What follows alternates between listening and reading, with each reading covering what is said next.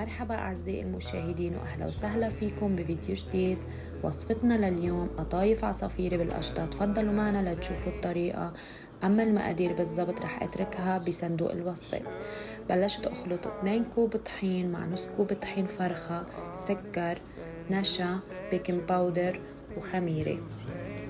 خلطتهم مع بعض وزدت لهم نص كوب موارد ومزهر وكوبين مي.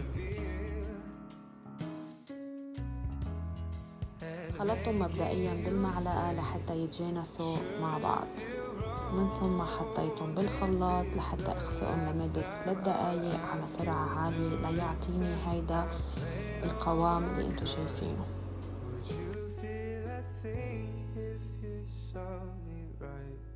ومن أسرار نجاح عجينة القطايف واللي حتى يعطينا هالفقاعات اللي شايفينها هي الحرارة.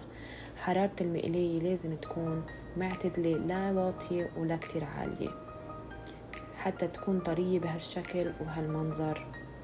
صدقوني كتير طيبة، بتمنى انه تجربوها.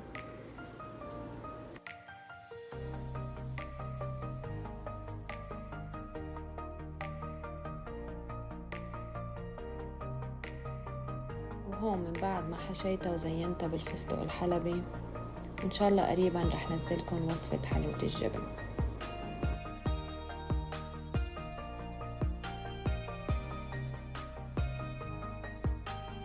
لهون بتكون وصفتنا لليوم خلصت. إن شاء الله تكون نالت إعجابكم، وما تنسوا الاشتراك بالقناة وتفعيل زر الجرس ليوصلكم كل جديد. سلام.